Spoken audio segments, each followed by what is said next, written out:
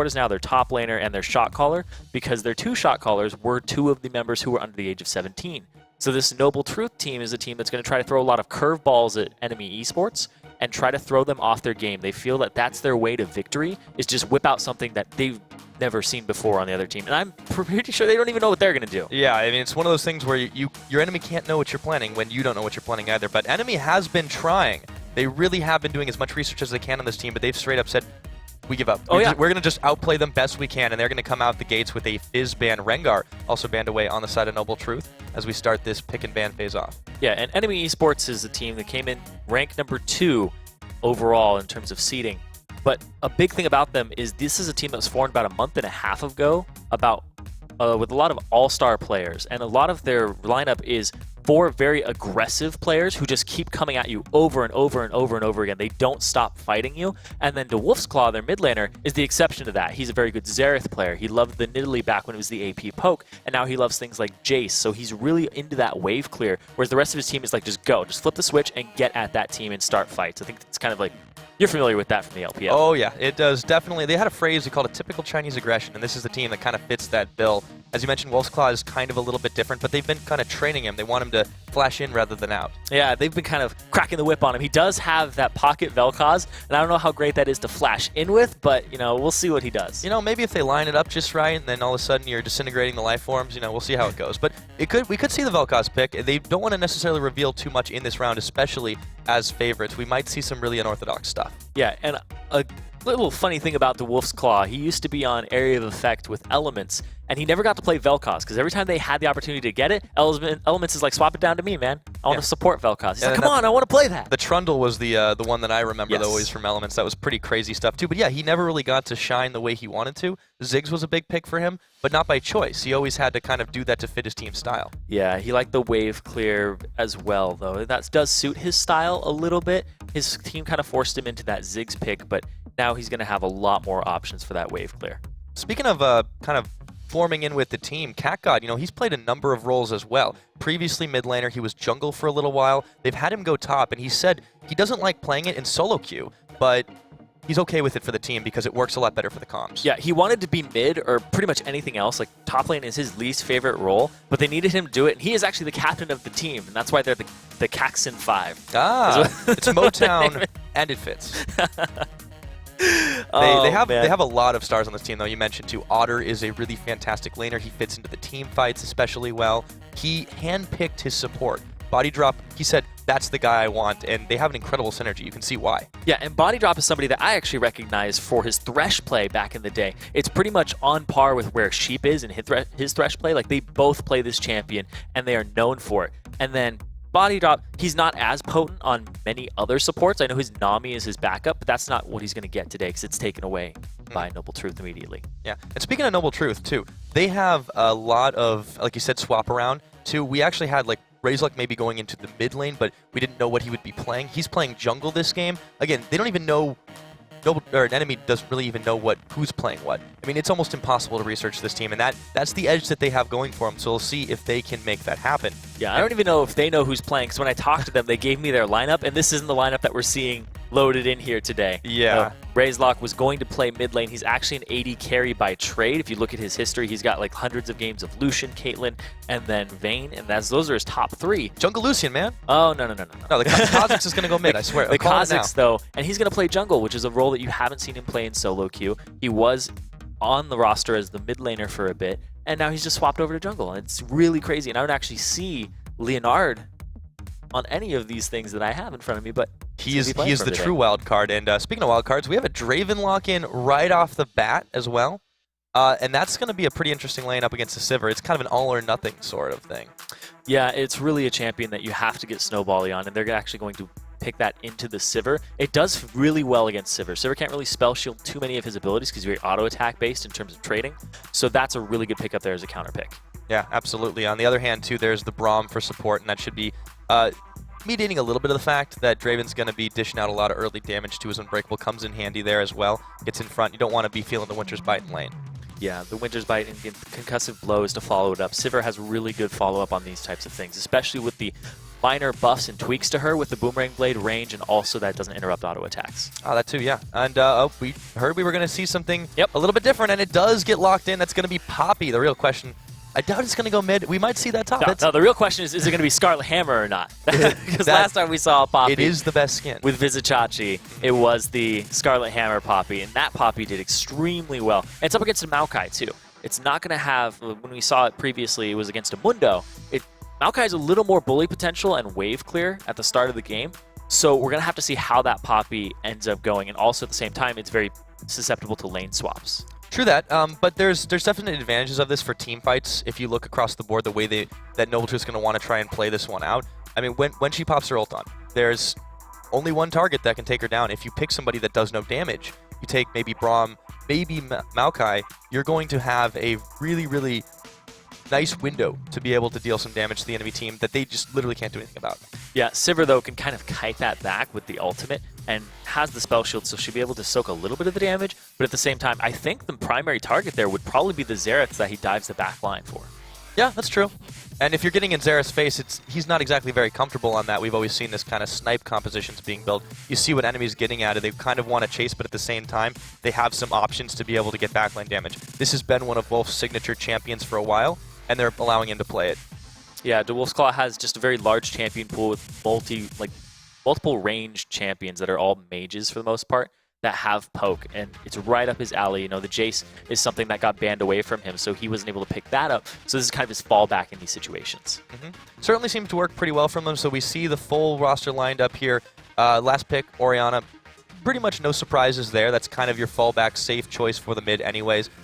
Going to be difficult to gank, going to be difficult to really get in the business of early game, but the lane to focus, I mean, they may want to swap, as you mentioned, against the Poppy. Yeah, and I don't know how much Nocturne is going to be present in the early game from Inori. He might get the Feral Flare and just wait around and stack that up, so the early game pressure is not going to be that high. They're pretty much going for wave clear here, and the bot lane would be where I think the most of the action this early game is going to be, unless it's a lane swap. I think it makes a lot of sense, too, and again, the Nocturne, as you mentioned, it probably won't come into play too much until the later stages of the game. The Kha'Zix has potential to get early game snowball going for his team as well, or rather, instead of that.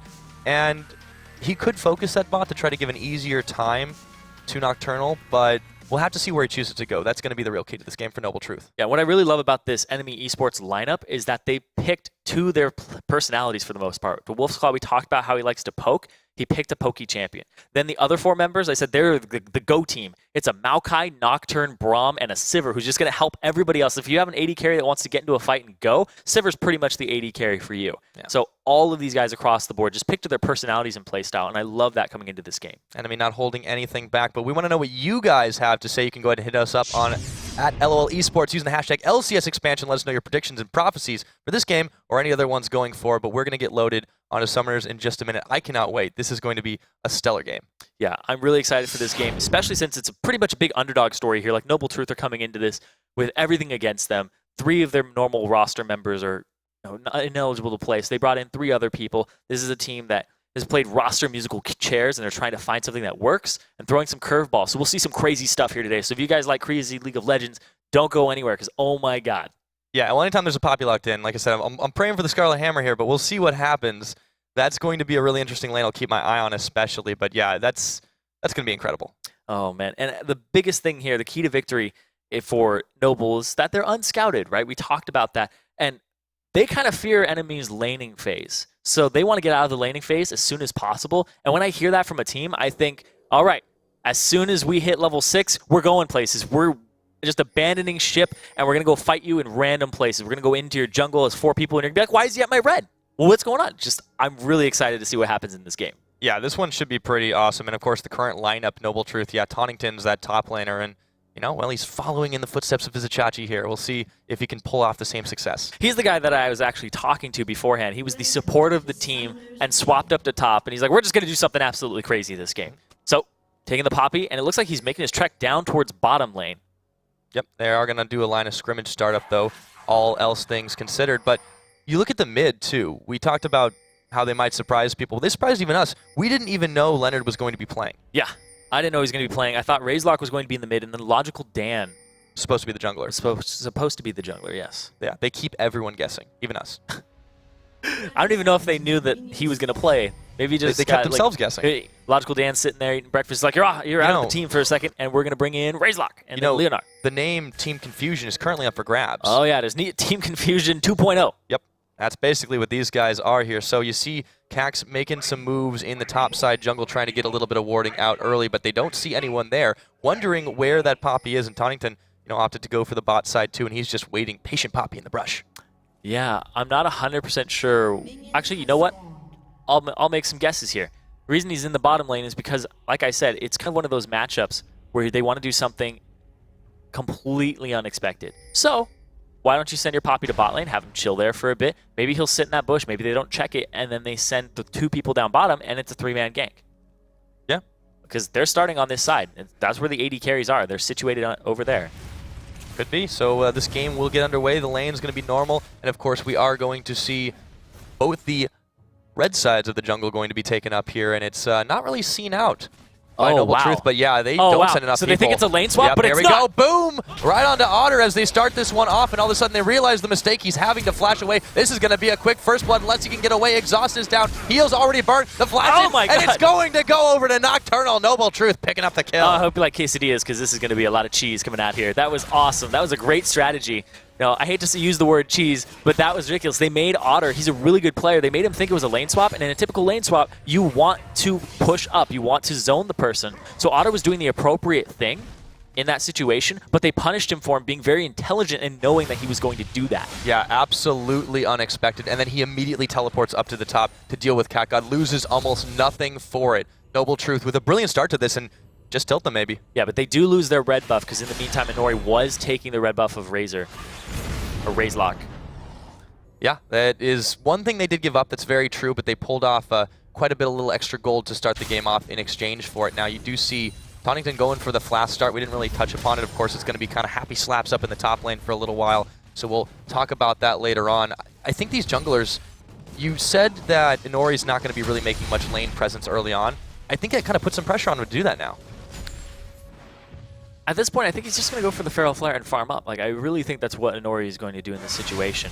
He's going to have some pressure on him, but NME, they should be confident in their abilities as just solo queue players in order to keep these lanes in their favors, because they're basically playing against Diamond 2s and 5s as top-tier challenger players.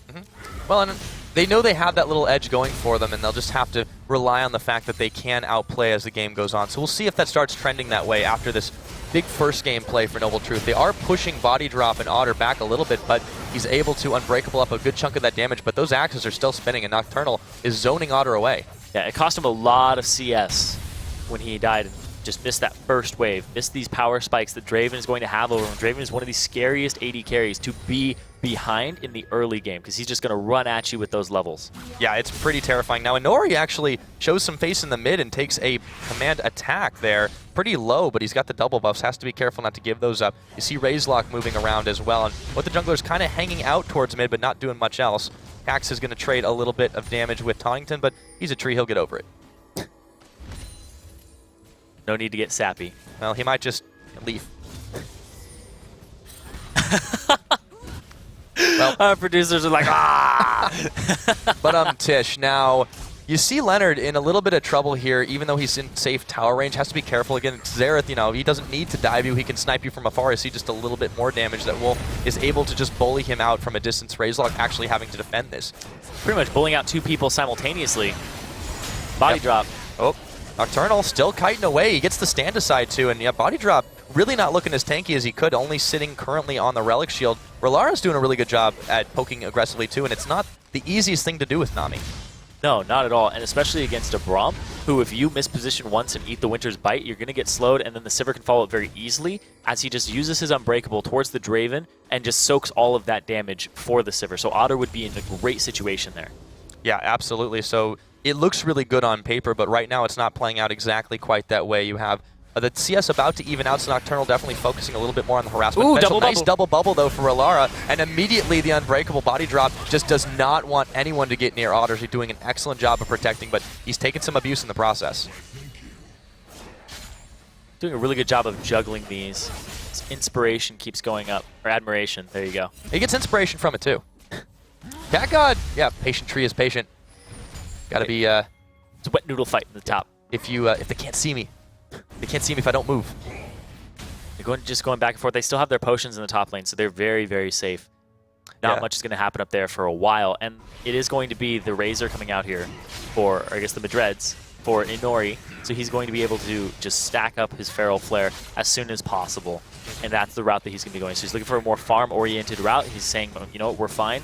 We can just coast into this and just take it easy. No need to just go after the lanes very early on. Well, there's not an extremely huge lead in the gold. It's only about 400 differential, and that Dragon might mean quite a lot. Noble Truth could be eyeballing that one, but they have to do more than just put a little bit of lane pressure if they want to. You do see Razelock coming around the side for this mid lane gank. Gonna get the jump on Wolf, force the flash away. Still going, but the heal's already on. Now there's a teleport coming in, and Leonard, right of the arcane. He got 2, got 3, not enough damage, but CatGod is here, and Razelock could be in trouble. Tonington now with the teleport. He just hit 6. The shockwave gonna land on Caxton, body drop. Tonington, though, has his ult on, the diplomacy, and Inori diving in as well, but nobody's gonna get taken down just yet. Razelock able to get away, but man, was it close. Yeah, that was actually a really good teleport in from both of the top laners. Nobody ended up dying there, but it is going to be a little bit of an advantage here for NME as they're going to continue to push. They got some extra waves, and the gold is almost even because of this.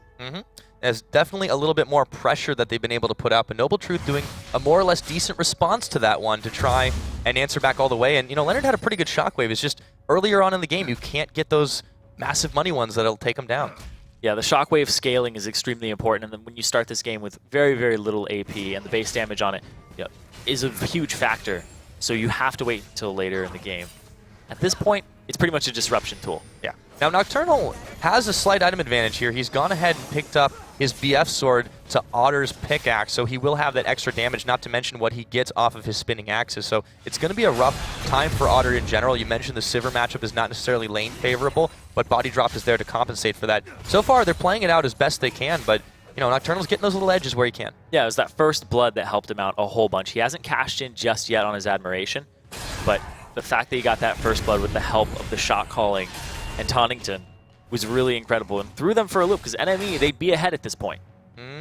Yeah, they are just slowly edging out. Now, the gold is dead even, so they've been able to, off the back of that one move, as well as a little bit of extra laning CS pressure, they've been able to get some things back in their pockets. Cax actually has been out farming Tonington, but, you know, I don't really know Poppy's CS numbers off the top of my head, how easy it is to farm with her, but I'm going to guess not as much as Maokai. Poppy is one of the 2 champions in the game that only has single target abilities, the other one being Vayne. Yeah, sounds about right. Yep. Difficult to farm. People will be like, Warwick, and I'm like, nope, his W affects other people. Yay! It's true. You think it is one target, but then you're like, why did I take damage? I was not the target of that ability. So Poppy's CSing is pretty poor, doesn't have AoE wave clear against Maokai, who 3 of his 4 abilities are AoE. Nice bubble on body drop as they continue to poke it out, trade back and forth. Back to the CS numbers, though, Wolf has been doing a pretty good job against Leonard, especially just because of, well, top lane, Tonington. He's got his ult available, but he's going to have to use it on one target. If he does, it's not really going to save his life. Yeah, he'd have to use it just for the increased damage on CatGod. Yeah, it's not the way you want to spend that one, so he gets bullied up just a little bit. But Potion War. Yep. Keep on sustaining, boys. Enemy is doing a pretty good job across the board. It's just this bot lane is having a rougher time. But, I mean, that's the one advantage that is going for Noble Truth, and they have to push it here. Oh, the wave is out. They're going to go for this one. They know they have to. R'Lar's doing fine, but Nocturnal's the one who gets stunned up. They have, Otter, the Whirling Death comes out, and he's able to avoid it. Heals up as well. Nocturnal extremely low, but body drop. I think this can only end one way. Wait, maybe not. Nocturnal, he's going down. There's the Glacial Fissure. They're going to follow up, trying to get 2. Otter, can he get the gold in his pocket? He's looking for it. Needs an auto attack, but the minions are going to block him away. No, he's got it. One more shot, and Fish is turned into sushi. Oh, sashimi right there for him. Wow. Yeah, chop it right up. That was a big play down bot. Body Drop did a really good job there of peeling, but also at the same time, it was a really good job by R'Lara, because R'Lara threw out the tidal wave after the Unbreakable was done, so it wouldn't be blocked to start that fight off. Really well played there from both supports. Leonard able to 2-step out of a couple of shots as well as Razelock coming into the mid. But yeah, I mean, this game's kicking into high gear right now. Oh, the shockwave gonna land on Wolf. Can he stay alive? But Leonard's pretty low. Having to flash away. Nice dodge, and Razelock gonna pick up that kill. But it's really closer than it should be for Noble Truth in these fights. It's a lot closer than it should be, considering when you look at things on paper. But Noble Truth, you know, they have nothing to lose and everything to gain right now. Like, they weren't originally going to play back in, I think, August, when they were like, well, we're really high on the ranked 5s ladder. Oh, there's this expansion tournament coming out. They're like, okay, maybe we should get the crew back together. And they tried a little bit. and then they realized, oh, we are going to make it. And then it's like, well, let's get a ragtag team together. And look at that. They pick up a dragon, and they even up the gold once again. A little fight off the back of it, too. Yeah, Nocturnal has to be careful, though. He's taking far more damage than he's able to dish out. And, of course... Oh, there he goes! Oh, here comes Inori. Jumping on. Nocturnal could be in trouble having to flash away as well. Razorlock slow. They have a little bit extra damage, but they're within tower range now, and they brought Leonard to the party. So he will be able to get away the rest of the team. But, again, NME just showing off this aggressive nature of theirs, and they're nearly pulling it off every time. Man, that Nocturne ulti, he was just coming over the trees and just floating at him. He looked really scary, but look at this. Yep, Another really scary thing. That's the other spooky ghost. Now, Tonington's going to have to pop his ult off as well. Give him a few more seconds of sustainability. Might be able to get away. He's going to burst his way into tower range, and he's just going to dip, duck, dive, and dodge out of a couple of skill shots from Wolf. Heroic charge, put on the dancing shoes. Something like that. And I think he's always wearing dancing shoes. Well, so sometimes he wants to, you know, be a little more formal.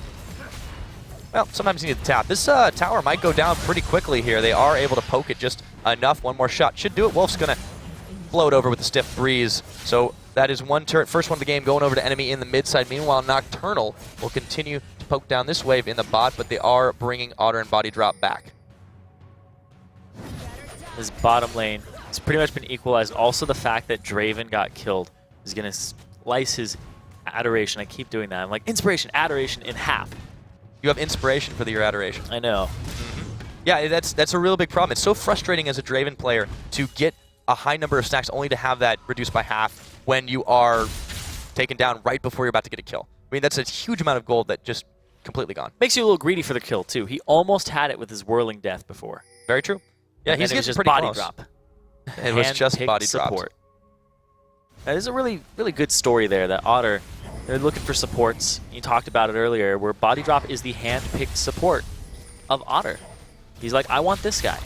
I want him on the team. I think he's the best support for me, and he fits my playstyle. And they showed it there. Otter backed off. Body Drop was like, okay, I'm going to peel, but not by following you. Instead, I'm going to peel by just smacking them and killing them. Yeah.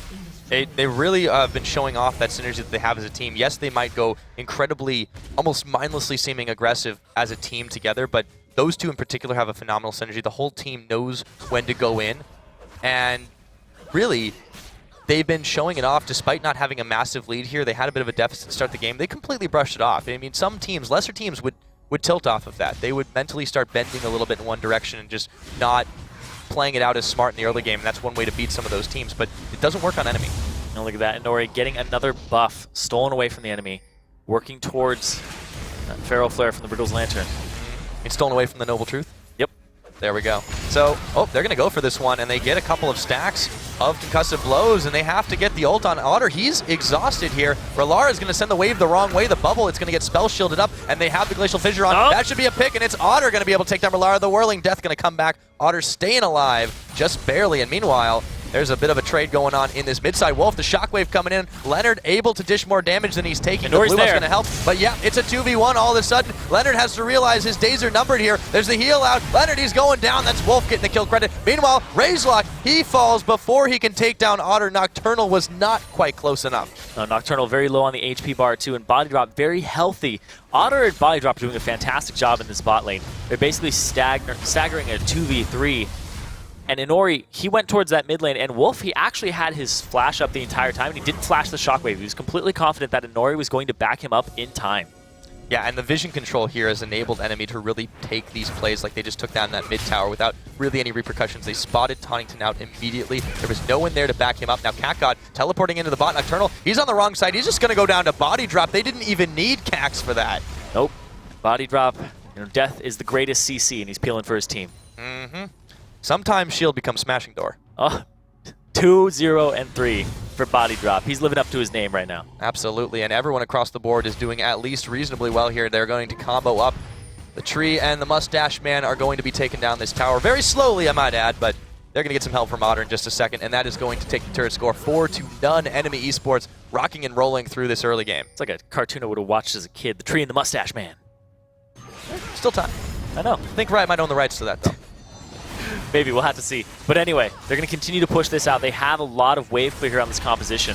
Yeah, Razorlock jumping in, spell shields down. Otter feels like he might be able to take this. Cax is here. Bubble's not going to land. Twisted advance onto Relara. They're going to try to focus him, but he flashes away. Razorlock now, he's got nowhere to go. Trying to stealth, trying to One more flash would do it, and he gets out of there, but not for very long. He goes down. Body drop the shockwave, of course, and it's still not enough damage. He talked about the scaling. Wow, what a snipe for Wolf as he manages to pick off Relara. So in the end, it was messy, but it was a 2 for none. Relara's just getting cut up and cooked. Look at that. Just ridiculous. 0-3, a lot of pressure on that bottom lane. When I got out of Champion Select, I was talking about how there's going to be so much pressure in this bot lane, and there was. And look at There's that still pressure. Wow, Nocturnal never knew what hit him. Otter was able to pop him down after Cax locked him down. What a fantastic play. They can get a second-tier tower. This is 16.5 minutes. This is crazy.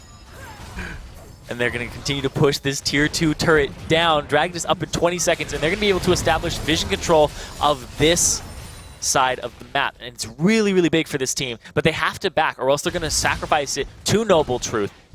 Meanwhile, Tunnington, he's been pushing the top lane, but he's 30 CS behind the Maokai. He's also a kill and an assist down as well. This is not looking good for Noble Truth. They still have ways back into this game, though. The Shockwave, if they get him farmed up, would be able to turn a fight. But it also has to hit everybody. Yeah, not only that, he needs some more items, as you mentioned. He's only sitting on the Athenes. The double Dorans has really set him back. And they've been denying Leonard pretty hard here. You've seen Inori focus up on this when they've tried to trade out. Wolf is unafraid to really do the duel game, and that's something that a lot of Xeraths really have an issue with. So NME has that advantage going for them. The switch was flipped, and they just started going aggressive. They haven't backed off yet. Yeah, and I think a lot of that is his confidence on this champion. DeWolfsclaw was one of the people that was playing Xerath even before it was cool. He's pretty hipster on that champion. He's like, I love this champion. I love Nidalee. I love the poking champions and the sieging champions, and that is definitely his play style. And they've been kind of making it more so that he's aggressive, he's pushing, because the whole team is like that. They move up. He used to just be backline siege tank. Now he's pushing and sieging. I think he's found really, a team really good. Suits his style pretty well. Growth for him. Yep, Dragon is live, and NME could be looking to take that one. They did seed the last one immediately, actually, so there it goes down. Noble Truth was not in a position to contest that at all. Wards all through their jungle. Big Brother is watching, and his name is NME Esports. NME's doing a really good job of warding up, keeping the vision control, and keeping the pressure on, too. They have ranged wave clear, and if you look at the lineup of Noble Truth, the only real wave clear here is they have some Void Spike damage, but that was nerfed about a patch ago. They took about 30 damage off the max rank of it on the base. So that is actually a substantial nerf, especially when you need it to clear minions, and it's not going to one-hit them anymore. Yeah, it's definitely going to hurt them a little bit more, and it's one of the reasons we haven't seen Kha'Zix as prioritized, but now Razelock still trying to make that happen. Otter, the shockwave, it's not going to connect. Razelock, he's going down. Otter gets the unstoppable kill. The wave crashes over everybody, but there really isn't enough damage there. Tonnington will stay alive for just a moment, but as soon as his ult wears off, it might be good night, Sweet Poppy. They're gonna find Relara. Wolf getting another one for the spree. Healing up. Leonard wants to find something. Inori's going in. Everything's going haywire. Noble Truth are dropping like flies. Leonard having to flash over his own wall, and it is only Leonard and a half-health Tonnington, quarter-health Tonnington remaining, running the wrong way. Yeah, and the only thing that they really can take solace in right now is the fact that they have Orianna, their primary wave clear here. So Kha'Zix is like kind of their secondary off of the side of Orianna. That's about it, though. If you look at the side of NME, pretty much everyone on that team can wave clear. Sivir, even Maokai. Nocturne has a really good ranged wave clear that just goes straight down, and they get this turret so quickly off the back of that. The base is already cracked at 19.5 minutes. Tunnington, he wants to go for this. He's ulting in. He's got no ult available. He's trying to make something happen TP. with his team. The TP, yeah, just spent down as he never really backed off that one. Lead the charge on Cax, but Cax is perfectly fine with it. Throws down the Maelstrom. Otter, though, might be the target. A spell shield. In comes body drop. Stand behind me, and CatGod going to take down Razelock. Leonard on the run. This entire team is scattering. Noble Truth just has to find something here. They absolutely have to. Nocturnal's in the picture. He's trying, but he's melting. Otter with the godlike kill. 20 minutes in, he gets a double, taking down Tonnington. They're still going. They're not done yet. This is going to be the ace, and it's 8 seconds till Razelock. A triple kill now for Otter, and they can shove down. This inhibitor is good as dead. Yeah, they're going to get this inhibitor off of that. The TP in from Tonnington without the ultimate, which is what I wanted to say. And also on top of that, he wasn't full HP, goes and starts the fight. It's pretty much a death sentence for himself. And then the great stun from the Wolf's Claw, max range there, getting the maximum duration onto Nocturnal, who was putting a ton of axes into his enemy, gets completely 100-0'd, and they pick up that fight with 5 kills in the ace. These were very risky picks, and it seems like the downside is showing right now. Noble Truth definitely having some serious trouble.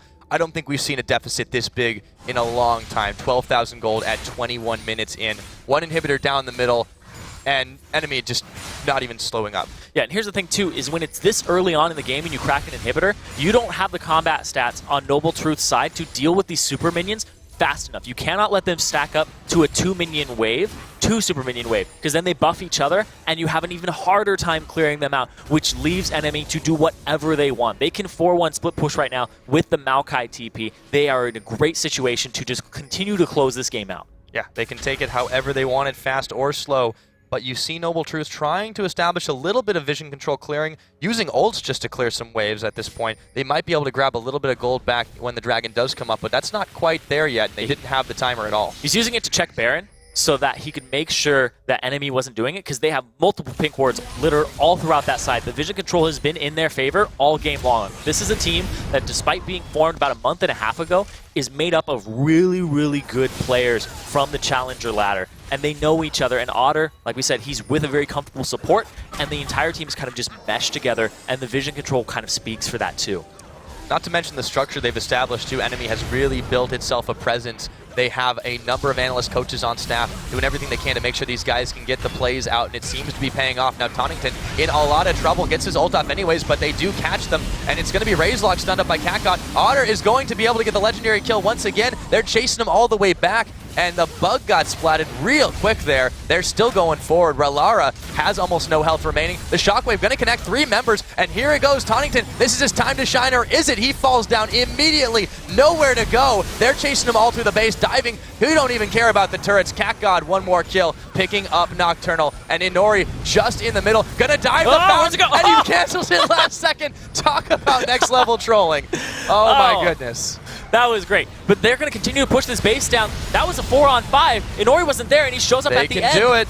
They can end this game right here. The Nexus is about to fall. It's only 23 minutes in, but NME is crashing down on Noble Truth, and they take game number 1 quickly. And just showing the number 2 seed NME, despite getting thrown some curveballs in the early game there from the top laner and having that early kill fall into the hands of Draven, Otter was still able to keep up with that, and then they just kept the pressure on once they stabilized themselves off of having superior laners. Yeah, absolutely. It was an incredibly quick turnaround once they flipped that switch, said, guys, now's the time for full-on aggression, and they played it out that way perfectly to the end, and really spooked the living daylights out of Noble Truth. That last second fountain dive, I thought that was going for sure. I think Inori was just having some fun there. He was like, I didn't even get to do anything in that fight, so let's just whoop-oo, have some little spotlight on him for a second. Yeah, well, Feral Flare stacks don't mean too much when you can end a game in 23 minutes. Yeah, I know. He got that item, and then he's like, I'm going to do anything with it. I don't need it. Just for fun. Could have just had a Wriggles Lantern. It's like one of those things that you like put on your desk and look at every couple of months. Hey, sometimes those things are really pretty, though. They are. And you're just like, It's true. Oh, it's right into the next game. I mean, they don't want to take a break. These guys are going to shrug it off right there pretty easy. So game number